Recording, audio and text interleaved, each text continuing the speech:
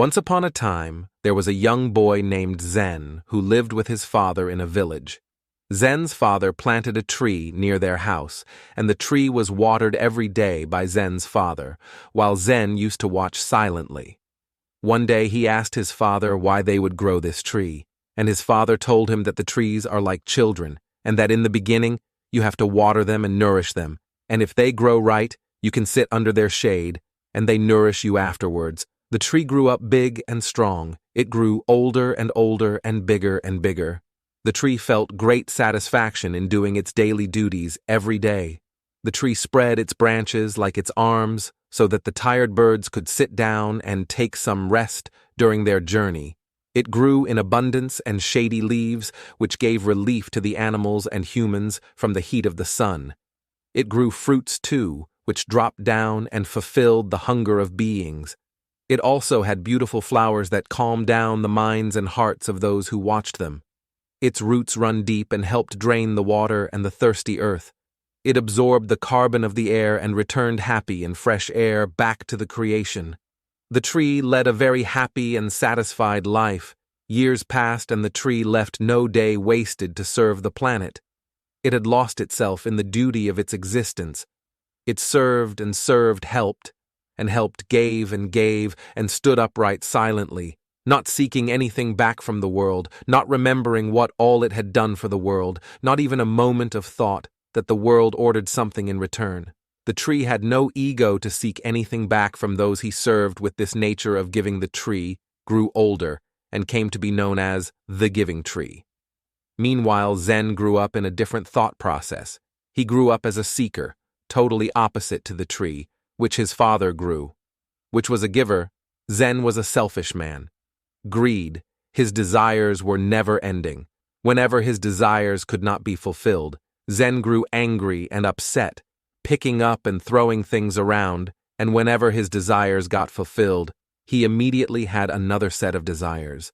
So in this way, Zen lived unhappily, seeking, being greedy and ever unfulfilled. He was caught in the mischievous cycle of desires which, when unfulfilled, always led to anger, and when fulfilled, led to new desires. A typical cycle of desire due to Zen's angry nature. He was abandoned by his friends, his wife, his children, and in the end his village. He was left all alone. He became homeless. He felt that all his life he had worked and lived for his family, his friends, his neighbors, and his community, and today he was abandoned and was left alone by everyone.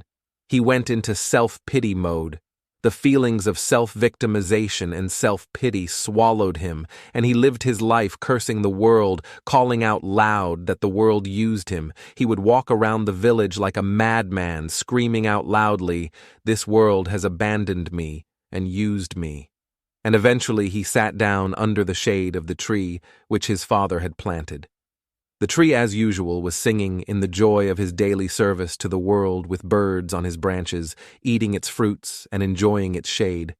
The tree had lost itself in the joy of serving the world, when suddenly its meditation and its duties were broken by Zen sitting along its trunk and crying, "Zen." "What happened?" the Giving Tree asked when he saw him crying. "Can't you see yourself?" Zen replied, "This world used me. Everyone has used me.